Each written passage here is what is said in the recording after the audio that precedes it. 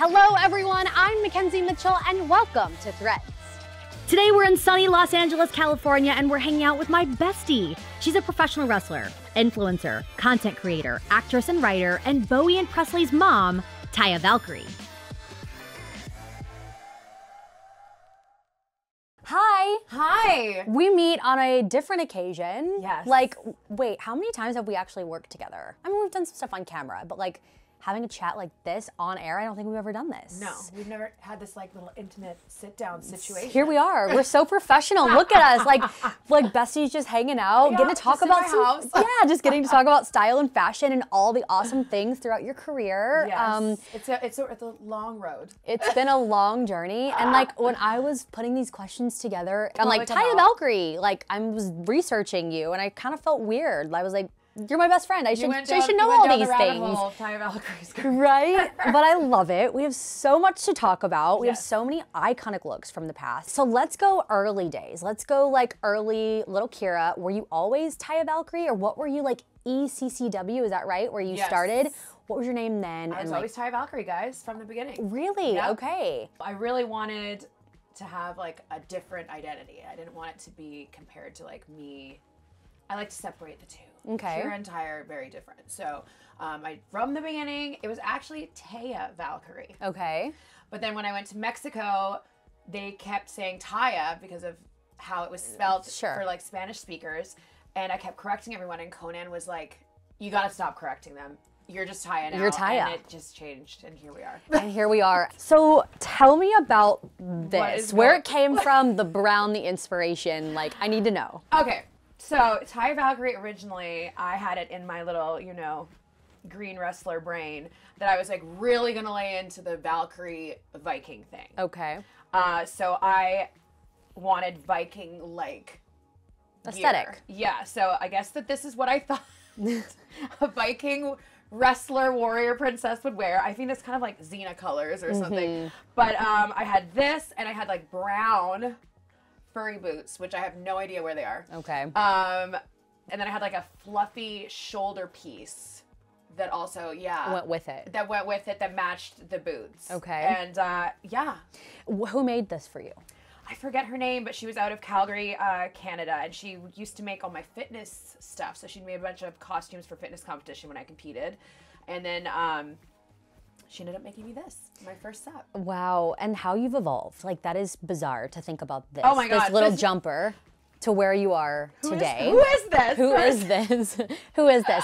Well, you mentioned the furry boots. Yes. Tell me the story about the furry boots and how they came to life and how they came to be. Well, because honestly, I thought of like Viking style furry boots, right? Like Vikings traveling and taking over the world and being on boats and in the snow, and I just was like, furry boots. And I also think that it goes back to like that weird aesthetic that like in the like early 2000s like go-go dancer-ness that maybe I just like really liked. I have no idea, but like yeah, it definitely was like a thing with the Viking vibes. And then it stayed. Have you ever thought to like, okay, it's time for that to be removed from my wardrobe, or do you think that's kind of became like your staple throughout the years? Oh, it's 100% my staple, and it has survived the test of time. And some people are like, why do you still do that? I'm like, listen, don't fix something that's not broken. I did have a like 3-month period at one point in like, I'm going to say 2015, maybe 2014, where I was like, I think that I could do a kick pad. Okay. And I had really weird fur trimmed kick pads for like... Do you have any of those? Or we can just find them in the archives and we can throw them up here. Yes, they are. Well, yeah, we'll do a cut-in of them. I think that the first time I wore them, or one of the first times I wore them, was when I when I was managing Pentagon, when he wrestled Johnny Mundo, John, my husband, at TripleMania, and I turned on Pentagon and went with John. I remember it was the red ones. I just couldn't do it. I was like, I felt too weird. Yeah, we needed to have the furry boots, and the boots live on today. They're my comfort zone. Yeah, right? Okay, so you trained in Canada, then quickly after you went to Mexico. Yes. Huera Loca was born. Huera Loca was born. Yes. Kind of take me through that version of Huera Loca and like how that came to be, and then also kind of went hand in hand with your style in Mexico and the Lucha Libre style a little bit. Yeah, so that's another furry boot moment. Okay. Was because when I met Perro Aguayo El Hijo del Perro Aguayo, who passed away, you know, oh my gosh, it was the anniversary, like 9 years ago, 8 years ago. When I met him, and I was only planning on being in Mexico for 5 weeks, and I ended up getting convinced to stay for 5 years. When I met him the first time, he was wearing furry boots because his father, the original senior Perro Aguayo, wore like lamb fur boots. And it was like this traditional thing that he was known for throughout Mexico. And so, you know, when the son started wrestling, he also wore the furry boots. I think recently Dominic Mysterio actually wore as like an homage, Perro Aguayo. Yeah, so he wore them. So when Perro saw me wearing the furry boot covers, he was like, did you do that on purpose? Because I wear furry boots. And I was like, no, like I've been doing this for years. For as long as I've been wrestling. And that was kind of, I don't know, it was like a weird moment. It was like one of those things where it's like a total accident, but it was meant to be. Yeah, it was a beautiful accident. And I think too, like, it's interesting because also doing an episode with John, John has touches of fur in his jackets and his gear. And a lot of fur in this house. I just wondered if that was like, right, the P-boys, the list goes on. But I wondered if that was coincidental or that was something that was kind of like done by design. No, it was just kind of like what I'd done forever, and our aesthetics just like really went well together when we finally were paired together on Lucha Underground. But we'll get to that. Let's get into some of your... This is a Mexico classic, everybody. Is this AAA? This is AAA Perros del Mal gear. Wow. What year is this? Do we know? 2013, maybe 2014. You can tell the very good quality of these. And I have no idea how I used to wrestle in just this top. I know, right? Yeah, and like this was kind of when the cutouts started happening, because I wore pants that did not have cutouts for a really long time. I think the first time I wore the cutouts was actually when I won the AAA Reinas championship for the first time. That pink gear with the light up jacket that was inspired by Chris Jericho's light up jacket. Okay.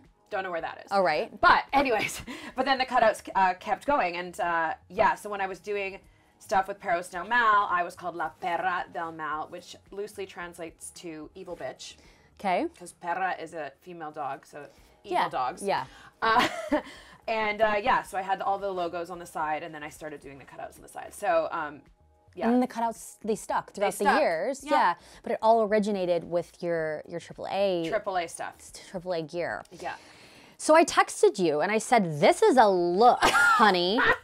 Okay, let's bring out some of this gear. This is a look. It has the cutouts as well. Yes. And like, it's sheer. It's so see-through. Did you realize that at the time? No. And like, I'm sure you didn't even know that. And then now looking back and like, how the evolution of your gear has came and where we're at now. So this is actually the gear that I debuted my first match on Lucha Underground wearing versus Brian Cage. Okay. And I had a little furry cropped vest jacket. I have the black version of it right there. Look at how shitty this is. It feels very Clueless vibes a little bit. It's giving Clueless for sure. But I had a white one on when I wore this. And it's just so small and so see-through. But why did you decide on the skull? Where did that come from? I think that this print, a lot of people were using it at the time. In Mexico, I feel like I saw a ton of people using this print. So when my costume maker in Mexico was giving me like, oh, look at this, and I didn't want it to just be like plain black and white, I went with a skull. But when I'm just like, there was a choice. Yeah. Another jacket, another extraordinary moment. No, but I love it. Tell me, explain this story and the creation process. Okay, so this was for TripleMania in 2022. When I wrestled Camille for the defending the Reinas championship in Mexico City. And I wanted to do an homage to a very dear friend of mine, La Parka, who had passed away. One of the most iconic looks in Lucha Libre history, and huge babyface, an absolute icon in wrestling. And as I was a babyface in Mexico at this time, I decided to do this jacket. I had like 20 dancing parkas that came out on the stage. Yeah, I think I remember that. Yeah, and then obviously I did pink. He would always use red, but I wanted to do like the classic skeleton look of his gear. And on the back, obviously, you can see the way that it is together. This is just... Oh, wow. Crazy. And then I had like, you know, the standard. The skeleton covered rhinestone. I had a little spine in the back. But yeah, I love this. I did a second set that was like this when I was part of the Death Dolls. I think it was in like orange and green because I thought it was just so cute. And like I hadn't told Maricela Pena, which is Dorian, the owner of AAA's mother, that I was going to do this look. And she always sits front row at TripleMania. And so I remember like coming around the side and she was just like, oh my gosh. And like gave me a huge hug and was just like, yeah, it was really special. And I'm glad that I will definitely wear this again at some point because it's just so pretty. Did the fans make the connection then? Of course, 100%. Yeah. How was their reaction to you coming out, obviously knowing all of the connection there? I mean, I think it was very positive. Yeah. I think I did him justice, and I'm sure Chewy, that's what we called him, would be pretty proud of this because, yeah. It's a special. Yeah. Totally. Not a lot of people can talk on this because you've wrestled in Mexico, you've also wrestled in the United States, a little bit everywhere.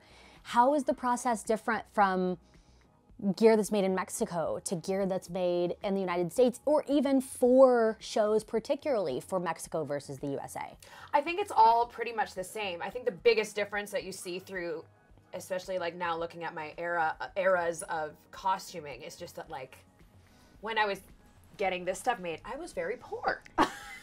So there wasn't a lot of money to like invest in the rhinestones and like better quality fabrics and things like that. So I just did what I could to like consistently have different colors. And if you look back on like all my AAA time in AAA, even when I was with Perros and beyond that, like I consistently had different gear every single almost episode of AAA television. Wow. And I was, you know, getting these kind of sets made for like, I don't know, like 4,000 pesos, which kind of roughly goes to like, you know, like $200 or something like that. So $250. But yeah, I just didn't have the money to be like really investing into like more expensive materials. But they really, the Mexican seamstresses like were pumping out gear for me and doing everything so quickly, effectively, and economically for me. Yeah. So I'm very thankful because like if it wasn't for them, like I would have just you wouldn't even know what to to done. Yeah, and exactly. We can't have that. Was there anyone when you were in Mexico that you loved their look, or everybody was like, ooh, they've got the ideal look when you were there at the time when you were wrestling?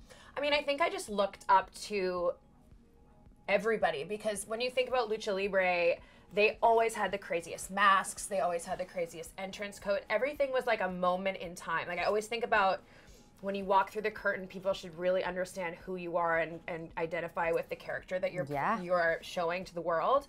And in Mexico, like Lucha Libre and luchadors are really viewed like superheroes and like these iconic like heroes and villains. And I remember Conan would tell me like when I would wear these little coats, like that's how I slowly started getting into bigger and bigger jackets, was because he's like bigger, make it bigger, because that is what we are, like larger than life characters coming onto your TV screen. Oh, absolutely. So you obviously had your first run in Mexico. You were getting your feet wet. Yeah. Then you moved to the States. You have like a lengthy career. Yes. You've now been going back to Mexico some. Like you've had your returns here and there, but you've still been to AAA recently. What's your experience like then to now? Oh my gosh, it's night and day because yeah, like I said, I was like so new when I first went there. I had been wrestling like a year and a half, 2 years when I moved to Mexico and made that crazy life decision, which now I'm like, if I had a daughter and she tried to do that, like not happening.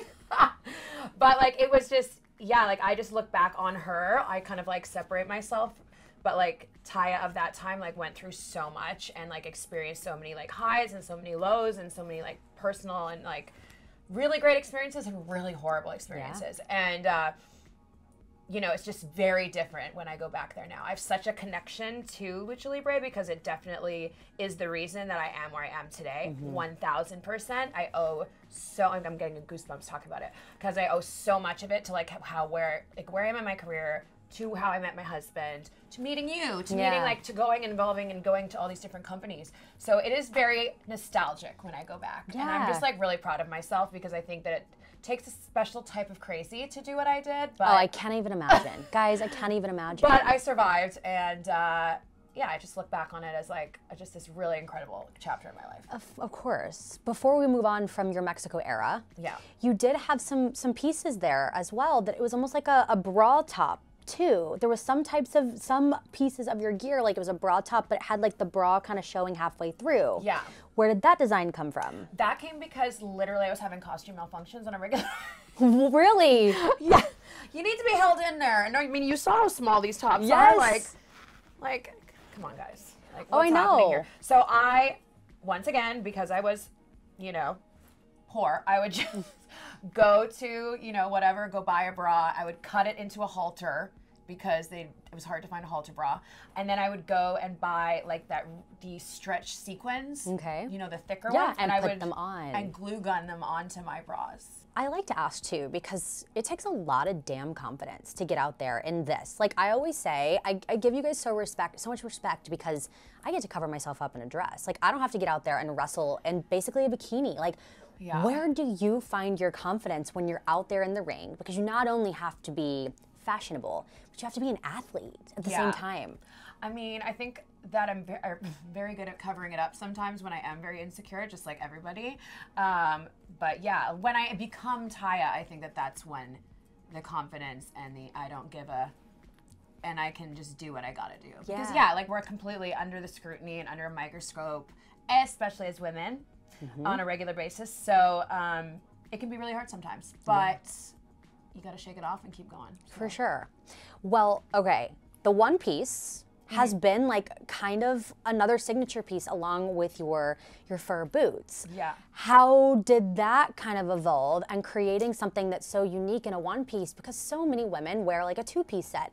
I love the one piece because it gives individuality there. It gives personality for you. Where'd that come from? I'm just gonna be straight up honest here, is like the fact that anytime you're wearing a two-piece and you are taking a back bump or you're selling, people love to point out the fact that you have skin folds. Okay.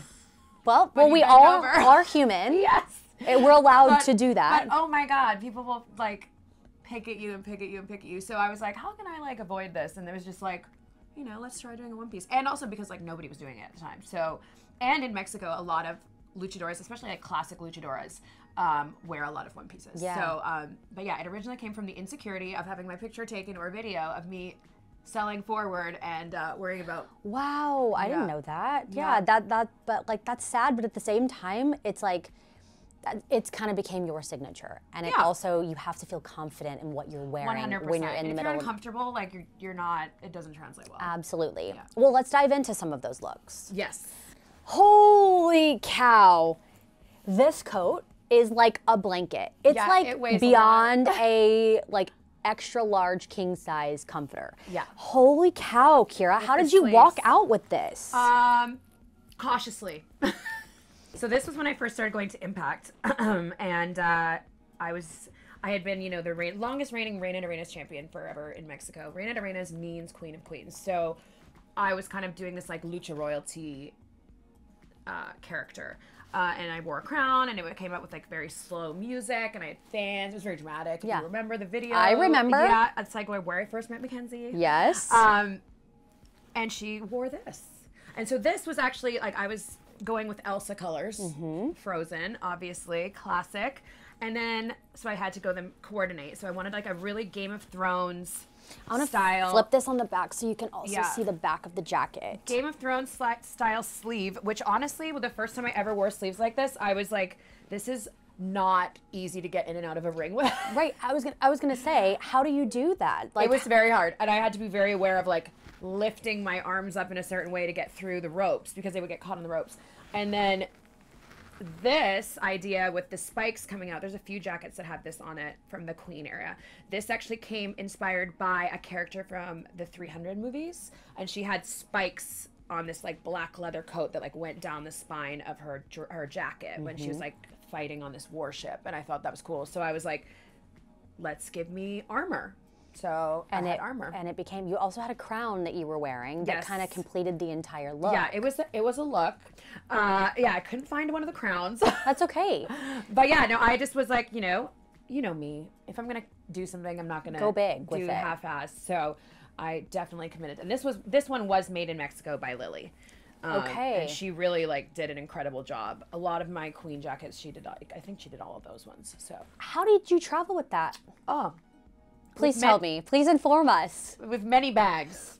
Like what? I always have a check bag. I always have a check. So everyone knows rules of wrestling. You always carry your carry-on that has all your like gear. So I would carry my knee pads and my boots and the main outfit in my carry-on, but of course I can't fit this in a carry-on. So I remember those impact tapings because I, once again, had multiples of these. I had a red one, I had a white one, I had this blue one. I have a green one too, and I also had capes. And I remember having just like two giant like checked bags because, how are you supposed to travel with this? And my bags were always overweight.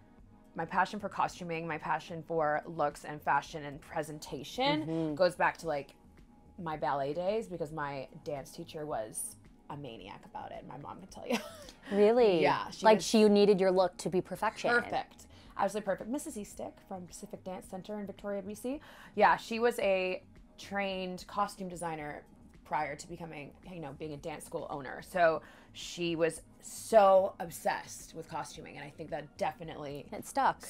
Well, and it stuck with you, and it was kind of like it trickled down throughout the years, and then now to where your look is today, it's so elaborate, it's so intricate. Like it's cool that passed down a little bit. Do you remember this? Taya? This is like my Care Bear gear. Yeah, I love it. I love this. It's so cute. It's so like I feel like this was when Taya, the Taya that we know today, started beginning to come to fruition. Yeah. And then on the back it has the Taya Wear Loca. So these were painted by Emily, Brody King's wife, actually. Oh, wow. She painted all these original jackets that John and I had through our time on Lucha Underground. There were leather ones, there was this one, and like we all kind of were doing like neon colors and things like that. I remember getting in fights with Angelico because we would wear lime green, and that's my color. But no, this is very special, and I've kept all these jackets because I think they're pieces of art. Yeah, they absolutely are. Yeah, she did a fantastic job. I mean, look, also, I'm eating fur, guys. Like, we just keep eating fur, I think. There's a lot of fur. This is the, like, realest episode I think I've ever had, is me and Kira just, like, talking about the real. Like... Okay.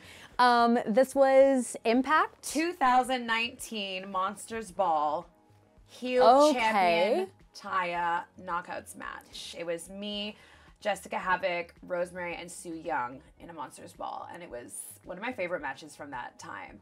And I decided, like they're more like monster dark kind of characters, so I wanted to like completely go the opposite direction. I actually came out with a pink staple gun. You did? I had spray painted a staple gun for that match, pink, and I don't know where it is. You did it in a very Taya way. Yes, 100%. And the reason that I went also with this kind of monochromatic look was actually very strategic, and I've done it a few times. I did like the orange creamsicle look, which was actually like you recreated for this. This was actually recreated for her. Oh, cute. She has a little, like a little action figure off of this look, right? The classic off of that look. So some fun fact about monochromatic looks, if you look this up, it's actually true. The Queen of England would always wear a monochromatic look because you could identify her in a crowd. Who she was. I love that. So I didn't know that, and I've been doing monochromatic looks too. So we love it. We're queens. We're queens. That's where the inspiration for the monochromatic look came from, because the Queen of England would always do it, and you can literally look it up online, do a quick Google search, and it will show you like a rainbow of like these looks that the Queen of England would do. So that's why I started doing the monochromatic looks. And have you recycled these jackets? Yeah, so I do wear them. They get in and out of the archives. This one I wore in a match versus Jade Cargill on AEW last year. Because like there's beautiful pieces, and I feel like people forget, and like a lot of people some of them really just getting to know me on AEW. So why not? Yeah, bring them back. It's a vintage piece. Yeah, and so what you're saying is, since they're recycled as well and then repurposed, then I can wear these. Oh, you can eventually. wear whatever you want. Okay, awesome, perfect. I also want to see on the front of your gear, you have a signature, almost like design. Yeah. This is also kind of like the Taya. This is, I feel like, the Taya signature per se. Yes. Where did this design come from? So these were made by Jolene, who now works for WWE. She made me a ton of these one pieces. When we originally designed these, I think the first one was like a black, white, and silver version, and then like a black and lime green. I actually drew these. Oh, you did? I drew these up, and I was trying to do like tribal kind of looking shapes that were like flattering to my body, as well as like taking some shapes from John's gear. Like this is very Some of early John gear has a lot of these similar types of shapes. So I drew this out on a piece of paper.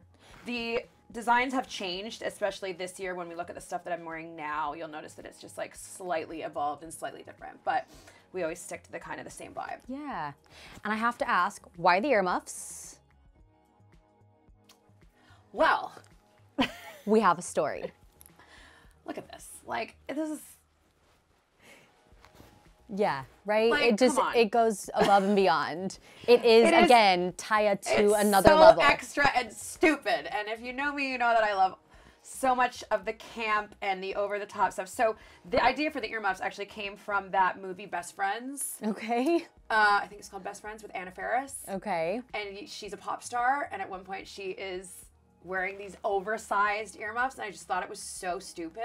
And I just loved it so much. Also, I think it was Scream Queens. One of the Scream Queens always wore earmuffs in every single scene. It started with like a furry headband and it evolved into the earmuffs. But I still think it's iconic as fuck. Yeah, I think it's great. It gives me like Paris Hilton a little bit. Oh yeah, I think Paris Hilton would definitely be wearing something like this. It's very stupid, but I love it. And like I did like some promos for the Canadian tour that's coming up for AEW in December, I think it was. We were in Montreal, and I had brought a pair of black earmuffs with me, and I was like, so I did the whole promo like that because I was like, winter, cold. Yeah, you have to, right? Once in a while. So yeah. Well, I loved this. I love this look. I think it's so iconic. This jacket in itself, and if it goes missing, maybe it just went to my house. I don't know. Maybe I shipped it and it's at mine now. Yeah. We promise we're still here. We're under a jacket. Yeah, here we are. Surprise. Oh my gosh. Yes. Here we are. I did you add to this, or was this always here? This like rhinestone sequin. Wow, yeah. I just thought it was just this was white. No, this was always this color. It was always this color. Always gray okay. And white to give it dimension, because the creator of it, Eddie Couture, he does a lot of dry costumes. Thought that adding the gray would add some depth to it, because if it was all white, it would just kind of translate to like just a poof. Yeah. Okay. It's giving loofah a little bit. So this is Frankie Monet days. This is my debut in NXT. Jacket. Yeah. Okay. And Frankie Monet, she lived for a little bit. Yeah. But Frankie never felt authentic to you, really, right? Like. Well, it was hard because I'd been Taya Valkyrie for like a decade, and to go somewhere and be really, I pushed so hard to keep Taya as Taya, but they just didn't want it, and so I had to try and do what I can with what I'm given, and I created Frankie Monet. And this jacket, I obviously had to have a super over the top moment for my WWE debut. Yeah, of course you do. They had told me at NXT they didn't want me wearing fur coats because we were in Florida. Which at the end of the day, I don't know why that matters. Why does that matter? Right. It literally doesn't matter. But anyways, that's a whole other story. But, so I was like, okay, like what else, what other material can I use to like... Spice it up. Yeah, spice it up, do something different. And I had never seen anyone do tulle. And I had done like a smaller tulle kind of version of a coat right before I left Impact. I did like a lime green one and a purple one. Mm-hmm. And so I was like, let's try to use tulle. And it goes back to my ballerina roots a little bit. And I found Eddie Couture on Instagram, and he made this for me. And inside, guys, I'm just going to show you a little bit of how this looks, because it's not just the tulle. Like, it's not just like a big ball of floof. On the inside, there's boning. I don't know if you can see, but it's built truly for her body, and it's like formed a little bit on your arms. To create the roundness of it all. And the thing is, the day I debuted, I had not shown this to anybody. Okay. And we were practicing my entrance, and I was there. You were there, but Triple H was like, okay, let's practice your entrance, da-da. And I said, oh, can I get my new jacket? And he was like, oh, okay. And when I got this, and I came onto the stage wearing it, and him and Rodzak were like, oh, what is that? Mic drop. Yeah. And they were like, oh my gosh, like we have to create this moment, and we have to make it beautiful, as impactful and as beautiful to give the full Frankie Monet experience. So that's why the entrance, like we did it the way we did, how I stood up walking up the little steps that they put in front of the ring for me, and I dropped it right there. But yeah, like nobody knew. Yeah, she's special because she was like the first one that I did like this, and I don't think anyone's ever done anything that looks like this. That way. And if they have now, I was the first one. Yeah, it was really special, and it was definitely one of those things where I was like, I was prepared to 120% with something that they did not expect. And I now have 3 jackets like this. I have a black one, I have this one, and I have a pink and purple one. And does this just get like shipped to you here?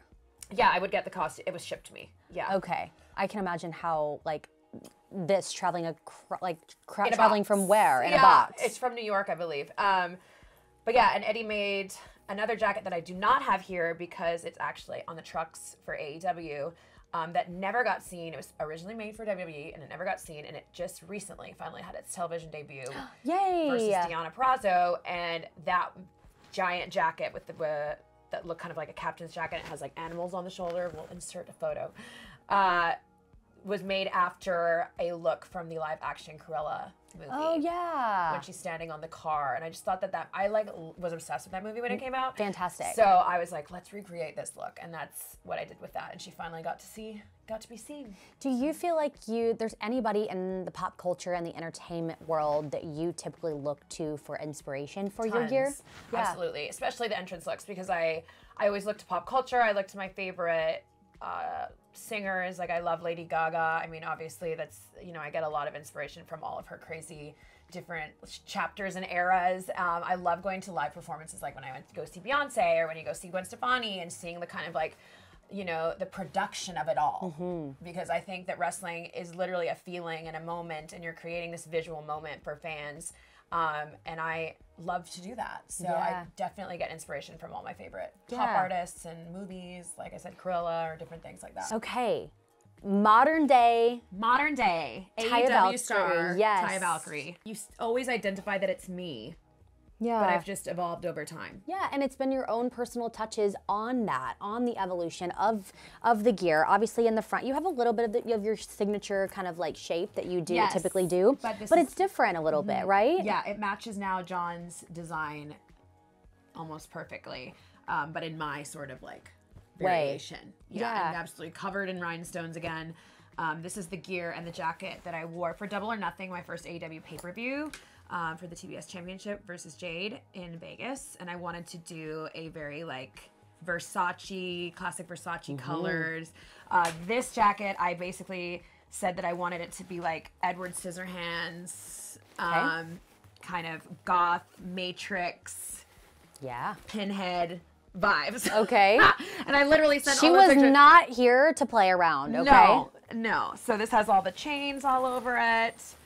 I still wear this coat because I just love it. I love her. I feel cute and hot and sexy in it, and I just think it's such a vibe. And you and John are getting to match now. Yes.